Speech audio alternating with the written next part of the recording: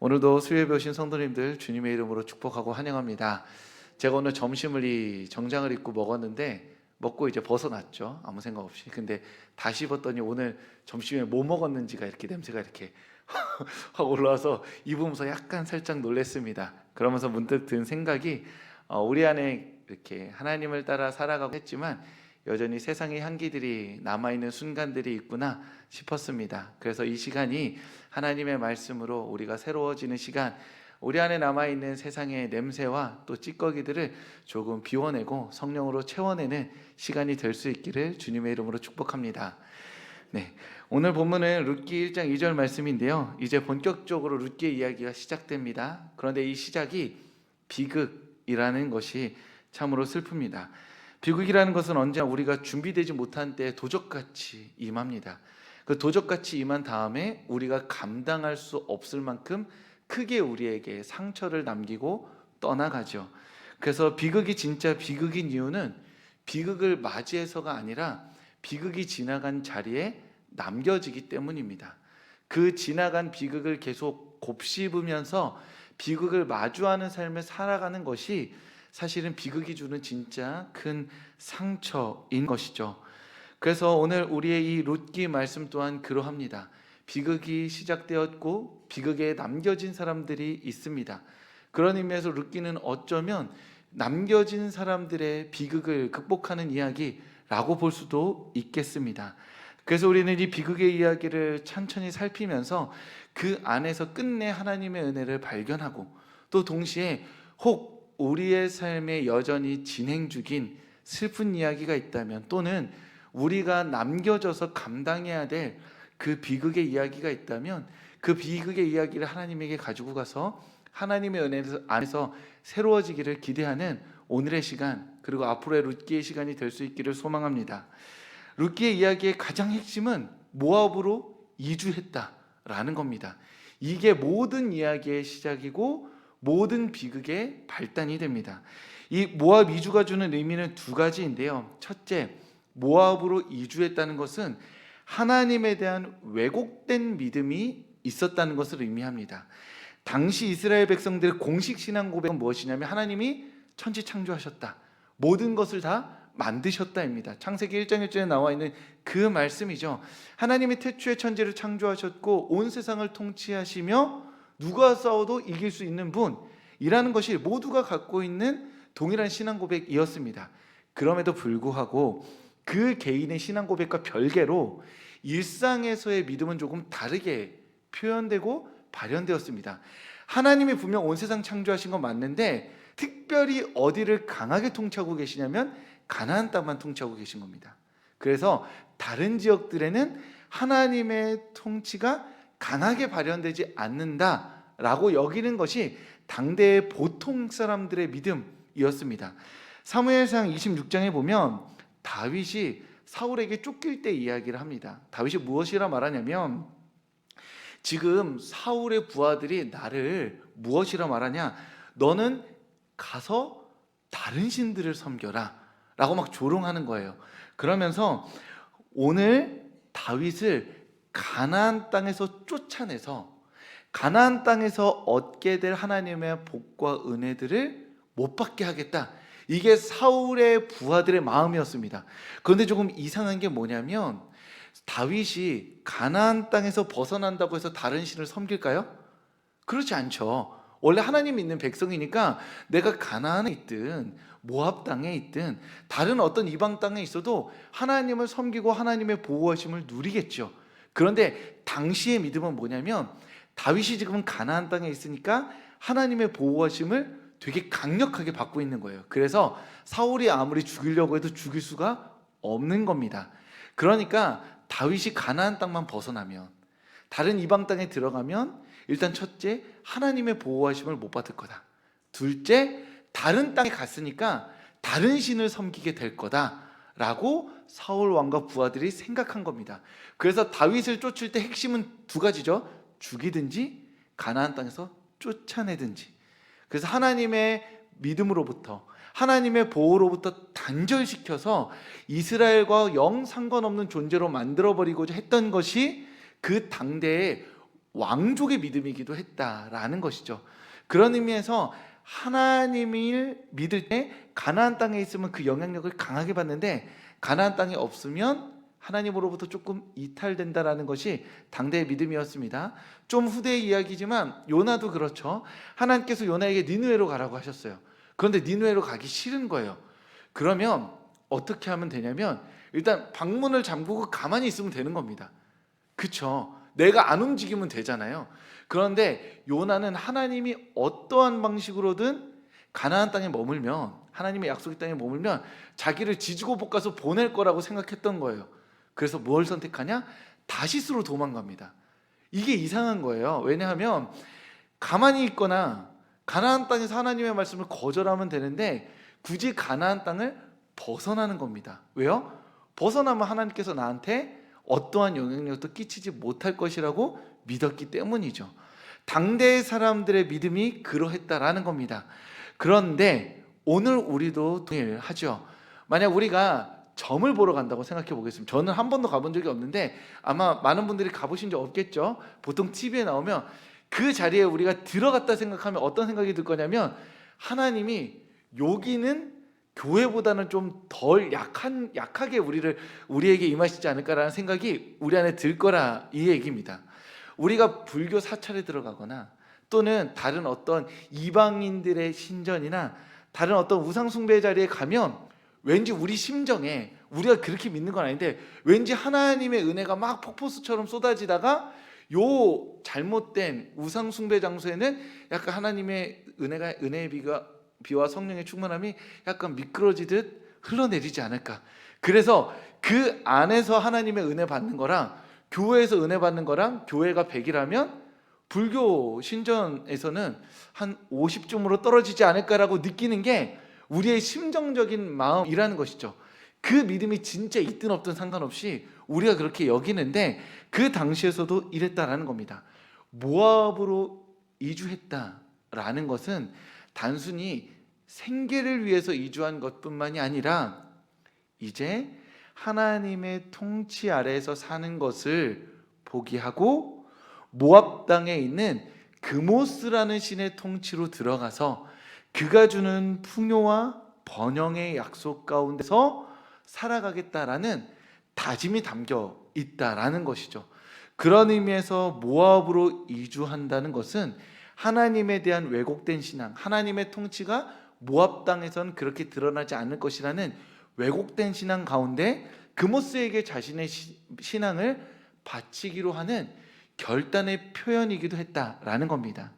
그리고 모압이주가 주는 두 번째 의미는 출애굽의 구원을 무효시키는 불신앙의 행위였습니다. 하나님께서 이스라엘 백성들을 가나안 땅으로 들이시기 위해서 출애굽시키셨죠. 그래서 하나님의 백성들은 하나님을 예배하며 살지 못하게 하는 애굽으로부터 해방돼서 자유로운 존재로 하나님을 예배하는 자로 부름받아 가나안 땅에 들어온 겁니다. 단순히 가나안 땅에 들어온 게 핵심이 아니에요. 하나님을 예배하는 자로 살 것인가, 애굽의 노예로 살 것인가, 이 두 선택에서 하나님은 하나님을 예배하는 자로 살기 위해 가나안 땅으로 옮기신 겁니다. 그래서 하나님의 백성들은 끊임없이 하나님을 예배하는 자로 살아가기 위해서 이 세상의 애굽으로부터 벗어나서 예배하는 예배자의 삶으로 뚜벅뚜벅 걸어가는 사람들이 하나님의 백성들이라는 것이죠. 그런 의미에서 가나안 땅에 머무르는 것이 나름의 신학적 의미가 있는 것입니다. 왜냐하면 다른 곳에 가면 자유롭게 하나님을 예배하는 백성이라기보다 그 세상의 문화와 신앙과 신학 안에서 자신의 믿음이 훼손될 가능성이 있기 때문이죠. 어디에서나 믿음을 가지고 살 수 있지만 그럼에도 불구하고 그리스도인의 신앙 공동체가 있는 곳, 교회가 가까운 곳에 살고자 하는 것이 바로 그러한 마음의 발현인 겁니다. 이왕이면 언제든 기꺼이 예배에 나갈 수 있는 거리에 있는 교회에서 내가 의지할 수 있는 신앙의 믿음의 사람들과 함께 신앙생활을 할 때 우리의 믿음을 지킬 수 있는 것이죠. 그런 의미에서 하나님께서 원하시는 것은 애굽 땅에서 벗어나 가나안 땅에서 하나님을 예배하는 것이라고 볼 수 있는데 이들이 엘리멜렉의 집안이 모압 땅으로 이주했다라는 것은 앞서 말씀드렸던 하나님에 대한 왜곡된 믿음도 있지만 그 선택 자체가 하나님을 예배하는 자에서 애굽의 노예로 환애굽하는 구원을 무효화시키는 불신앙의 표현이기도 했다라는 것입니다. 단순히 지역을 옮기는 것뿐만이 아니라 하나님이 나를 구원하셔서 이 가나안 땅에 보내셨지만 지금 내가 겪고 있는 이 생계의 문제로 말미암아 나는 이제 하나님을 예배하는 백성이 아니라 그모스를 예배하는 백성으로 살아가겠다. 지금 나에게 주신 이 구원의 은혜를 벗어 던지고 그모스가 주는 구원의 옷을 입겠다라고 선언한 것이 바로 모압 이주가 된다는 것이죠. 출애굽기 16장에 보면 광야에서 아무것도 못 먹고 쫄쫄 굶는 이스라엘 백성들이 이런 말을 합니다. 그 애굽의 고기가마 곁에서 떡 먹던 시절이 참 좋았다, 이런 얘기를 해요. 그게 뭐냐면 지금 내 삶이 힘드니까 하나님께서 베풀어 주신 구원의 기쁨, 하나님과 동행하면서 광야 가운데서 믿음의 싸움을 살아가는 이 모험의 은혜보다 지금 당장 내 배부르게 해주는 애굽에서의 노예 생활을 그리워하는 것이 우리의 전형적인 모습이다라고 볼 수 있다라는 것이죠.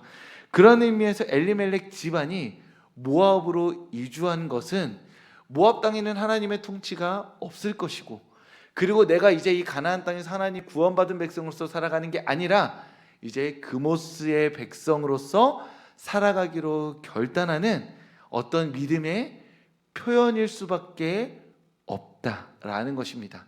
그래서 우리가 룻기를 볼 때 모압으로 이주했다라는 걸 읽자마자 이제 시작될 비극을 감지할 수 있어야 한다는 것이죠. 엘리멜렉 집안의 모압 땅 이주는 여러 현실적인 문제가 겹쳐져 있습니다.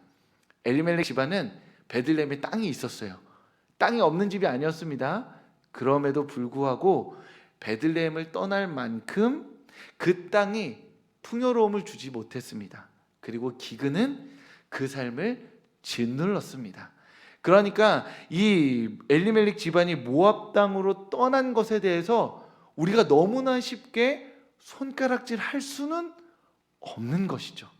왜냐하면 그 현실이 너무나 그들을 괴롭게 했기 때문입니다.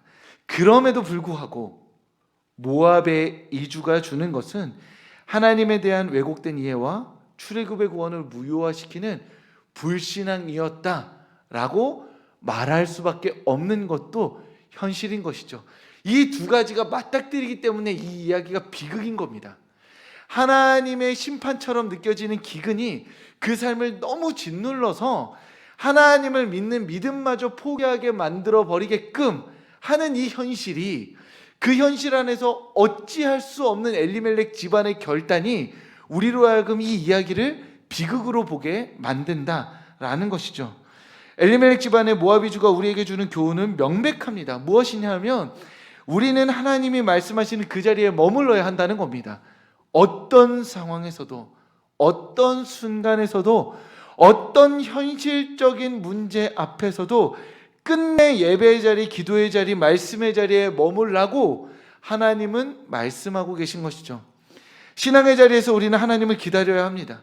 하나님의 심판처럼 느껴지는 그 삶의 자리에서, 오래된 하나님의 침묵 속에서 불신앙의 말과 행동으로 하나님으로부터 등을 돌리는 것이 아니라 우리의 새로운 모압을 찾으면서 혹시나 저 모압 안에서 우리의 풍요가 있지 않을까, 우리 인생에 답이 있지 않을까 찾는 것이 아니라 여전히 그 어찌 보면 잔인해 보이는 듯한 하나님 앞에서, 그 하나님의 침묵 앞에서 머무르라고 말하는 것이 오늘의 말씀이라는 것이죠.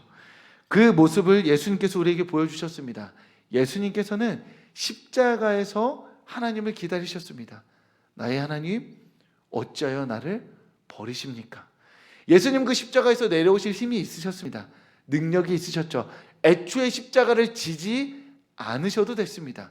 끝내 십자가를 지셨고 십자가의 죽음으로 말미암아 하나님에게 순종의 본을 보이신 분이 우리 예수 그리스도이신 것이죠. 그 예수 그리스도를 본받아 우리는 어쩌면 우리가 지고 있는 십자가에서 하나님 어찌하여 나를 버리십니까? 라고 끝내 기도하며 죽음을 맞이해야 될 운명이기도 하다는 것이죠. 다만 우리의 소망이 있다면 십자가에 달려 죽은 예수 그리스도를 하나님께서 부활 생명으로 살리셨다는 것입니다. 십자가의 고통과 죽음과 같은 상황 속에서 끝내 불신앙의 믿음을 보이지 않고 하나님을 의지하고 신뢰하며 기도하는 우리를 주님께서 부활 생명 가운데 다시 살리실 줄 믿습니다.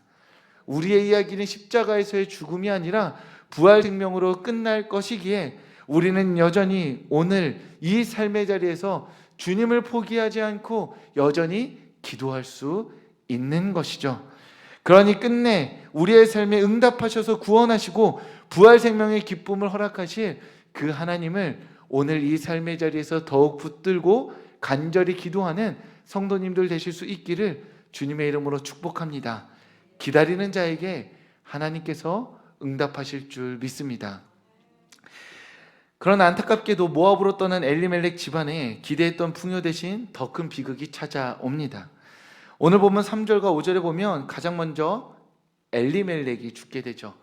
가정의 가장이 죽음을 맞이하게 됩니다. 그리고 10년쯤 지나면 말론과 기론마저 죽게 됩니다.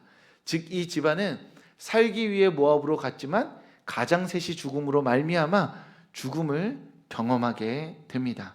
이 비극은 그들의 이름과 굉장히 묘하게 겹쳐 있는데요. 엘리멜렉의 이름은 하나님은 나의 왕이시다 라는 고백입니다.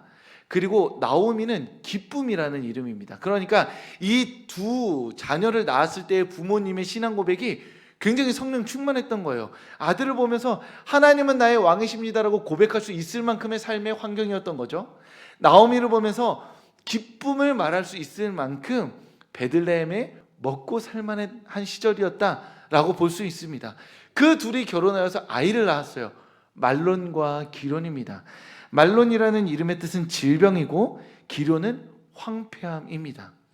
하나님은 나의 왕이시라고 고백하는 사람과 기쁨이라고 고백하는 사람이 만나서 결혼을 했고 아이를 낳았는데 우리가 설마 처음에 말론과 기론이 나왔을 때 너는 질병이다, 너는 황폐함이다 이렇게 짓지는 않았겠죠. 추정하건대 이 아들들이 죽고 나서 그 모압의 시절을 기억하면서 그 시절이 얼마나 끔찍했는지를 그 아들들의 이름을 통해 되뇌었을 것이라 볼 수 있는 것이죠. 그래 맞다, 우리 첫째 아들이 죽었을 때 그 질병으로 죽었지, 둘째 아들이 죽었을 때 우리의 삶이 그토록 황폐했지 라고 말하며 그 시절의 별칭으로서 두 아들에게 말론과 기론이라는 이름을 붙였을 것으로 보인다라는 겁니다. 살기 위해 갔지만 그 10년의 세월은 죽음으로 마무리되었던 것이죠. 게다가 이 둘 아들은 모압 여인과 결혼했습니다. 사실 너무 당연하죠. 가서 이스라엘 백성들이 없으니까 이방 여인과 결혼했지만 모압 사람들과 결혼하는 것 자체가 굉장히 긴장되는 일입니다. 왜냐하면 신명기 23장 3절에 모압 사람들은 이스라엘의 총회에 못 들어온다고 기록되어 있기 때문이죠. 이 사람들이 이 역사의 상처를 준 게 뭐냐면 이스라엘 백성들이 출애굽해서 좀 도와달라고 했는데 안 도와줬어요. 하나님이 이제 조금 우리가 입장에서 하나님이 이렇게 뒤끝이 있는 분처럼 약간 보이는 거죠. 그때 안 도와줬으면 나중에라도 좀 관계가 좀 개선될 여지가 있잖아요. 근데 성경에 써놨습니다. 야, 얘네가 너네 진짜 힘들 때 안 도와줬지. 그러니까 모압 사람은 총회에 들여보내지 마라. 그러면서 모압과 이스라엘 백성들은 일평생 관계가 정리된 겁니다. 서로 갈등과 긴장의 관계로 말이죠.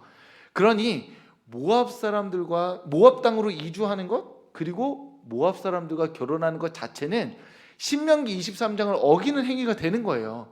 그래서 이것을 결혼했다는 것 자체가 이미 단호하게 결단한 겁니다. 나는 모압 땅에서 모압 사람으로 살겠다. 하나님의 통치가 아니라 모압의 그모스의 통치를 받아서 번영과 복을 누리겠다라는 결단이 이 결혼에 담겨 있는 것입니다. 그런데 결론이 뭐죠? 다 죽었습니다. 그러면 마지막 남은 나오미의 심정이 어땠을까요? 남편이 죽었을 때 내가 이스라엘 땅에서 모압 땅으로 돌아와서 하나님께서 심판하시는 것 아닐까? 당연히 생각했겠죠. 누구도 말하지 않았을 겁니다. 근데 우리도 그렇게 생각했을 것입니다. 하나님의 통치로부터 모압 땅으로 오자 첫 번째 남편이 죽고, 그때 하나님의 심판인가? 돌아가야 하나? 그런데 일단 남습니다. 왜냐? 그곳을 떠나보내고 온 결단이 그만큼 강했기 때문이죠. 첫째가 아프고 죽었을 때 어떤 마음이 들었을까요? 진짜 하나님께서 내 인생을 버리셨나? 생각했겠죠. 돌아가야 하나? 내가 여기까지 왔는데? 그리고 둘째가 죽었을 때 나오미의 마음이 어땠을까요? 하나님이 나를 버리셨다 생각했을 것입니다. 아무리 내가 그모스의 통치 안에 있다고 하더라도 결국 하나님을 떠나보내고 하나님을 버리고 온 그 나오미의 심정에는 자신의 인생에 불어닥친 모든 비극이 하나님의 심판처럼 여겨질 수밖에 없었을 것이죠. 나오미가 잘못한 것이 아닙니다. 그럼에도 불구하고 비극은 일어났고, 그 비극을 하나님의 심판이라고 말할 수밖에 없는 상황이 펼쳐져 있게 되는 것이죠. 룻기는 이렇게 감당할 수 없는 비극의 이야기로부터 시작됩니다. 사사기의 연결로 시작하면 사사시대의 기근에 맞물린 한 가족사가 더욱 비극적으로 다가오죠. 그렇다면 룻기는 왜 굳이 모압 이주를 이 엘리멜렉 집안의 불신앙으로 읽게 만들고, 그렇게 불신앙으로 떠난 모압 이주의 생활에 하나님의 심판이 내려져서 모든 남성이 죽은 것으로 읽게 만드느냐? 우리는 질문해야 됩니다. 이렇게까지 하지 않으셔도 되거든요. 그런데 우리가 1절부터 5절을 매우 진지하게 읽으면 어떤 결론이 나냐면, 하나님을 떠난 백성에게 하나님이 남편 셋을 죽이는 심판을 내리신 겁니다. 그 비극으로부터 이 이야기를 시작하시겠다 선언하신 것이죠. 이 이야기를 잘못 읽으면 어떻게 되냐면, 오늘을 살아가는 우리를 겁줘가지고 너네 하나님 절대 떠나지 마, 하나님 떠나면 하나님이 심판하신다, 어떤 일이 일어날지 몰라 라고 겁주어서 가스라이팅해서 하나님에게 붙어있게 만들려는 어떤 종교적 거짓의 이야기들을 발생시키는 방식으로 잘못 읽게 됩니다. 그런데 이 룻기의 이야기는 오늘 여기 나오신 성도님들을 겁주려고 하는 것이 아니라 특정한 누군가를 위해 쓰여지고 특정한 누군가의 삶을 일으키기 위해 쓰여진 것이죠. 누구요? 나오미와 같이 하나님의 심판 가운데 있는 것처럼 느껴지는 이들을 위해서 룻기가 존재하는 겁니다. 내가 삶을 살아왔는데, 나는 열심히 살아온 것 같은데 내 인생에 불어닥친 경험들이 다 비극 같은 것이죠. 그런데 이 비극을 아무리 돌이켜봐도 하나님의 심판인 것 같이 느껴진다는 겁니다. 하나님께 기도하는데 하나님이 침묵하세요. 그래서 믿음 가운데 쭉 살아왔는데 내 삶을 정리해보니 남편과 아들들이 죽고 남겨진 나오미의 인생인 겁니다. 그 사람들에게 하나님께서 오늘 룻기의 말씀을 허락해 주고 계신 것이죠. 보아라, 나오미의 삶이 있었다. 그 삶이 불신앙처럼 보였고 나오미의 삶이 하나님의 심판처럼 여겨지는 이야기가 있었다. 그런데 그 이야기가 거기서 끝나지 않고 나는 그 나오미라는 한 사람의 이야기를 통해서 새로운 이야기를 써내려가고자 한다. 그러니 이 말씀을 펼친 너의 삶에 혹여나 그 삶이 비극처럼 느껴진다면, 그 삶에 일어났던 일들이 하나님의 심판처럼 여겨진다면, 그 비극과 심판의 자리에서 죄책감을 느끼며 살아가는 것이 아니라 내가 나오미의 삶을 통해서 써내려갈 새로운 이야기에 너도 뛰어들라 라고 오늘 이 말씀을 우리에게 허락해 주고 계신 것입니다. 그래서 우리는 이 룻기의 이야기를 비극으로 시작하면서 비극의 이야기로 읽으면서 마지막 5절 말씀에 이렇게 나와 있습니다. 말론과 기론 두 사람이 다 죽고 그 여인은 두 아들과 남편의 뒤에 남았더라. 우리는 비극의 이야기에 남겨진 사람들입니다. 비극을 감당해야 되는 사람들이죠. 비극을 해석해야 되는 사람들입니다. 하나님께 물어야 되는 사람들이고, 하나님과 씨름함으로써 이 이야기에 어떤 의미가 담겨 있는지 물어야 되는 사람들인데, 남겨졌지만 그럼에도 불구하고 이 이야기가 하나님의 은혜 가운데 다윗의 탄생으로 끝날 것을 알기에, 이 비극의 끝에 희망과 은혜가 있음을 알기에 오늘도 우리는 우리의 삶을 붙들고 주님께 기도할 수 있는 것이죠.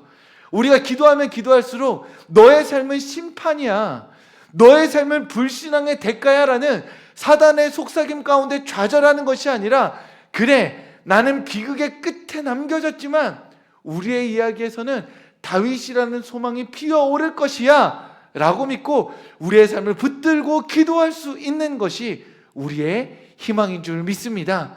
그런 이 예배 나오신 성도님들, 우리가 이 시간 함께 우리의 삶을 붙들며 기도하고자 합니다. 우리의 삶 가운데 혹여나 하나님 앞에서 불신앙의 심판처럼 여겨지는 삶이 있다면, 우리의 기억 가운데 하나님 앞에 이해될 수 없는 삶의 이야기가 있다면, 그 마음의 이야기들을 꺼내고 주님 앞에 기도하고, 하나님, 이 모든 이야기 가운데 감춰진 하나님의 뜻이 드러날 줄 믿습니다. 하나님께서 내 삶을 희망의 이야기로 바꾸실 줄 믿습니다. 비록 나는 비극의 이야기 뒤에 남겨졌지만 이 남겨진 삶이 비극으로 끝나는 것이 아니라 희망과 소망의 이야기로 끝날 줄 믿습니다. 나의 얘기를 갖고 다시 주님께 나아가오니 나의 삶에 새로운 희망의 이야기를 써내려가 주시옵소서. 그렇게 주님 앞에 간구하며 기도하며 새로운 희망의 이야기를 기대하는 이 자리 가운데 나오신 성도님들 되실 수 있기를 주님의 이름으로 축복합니다.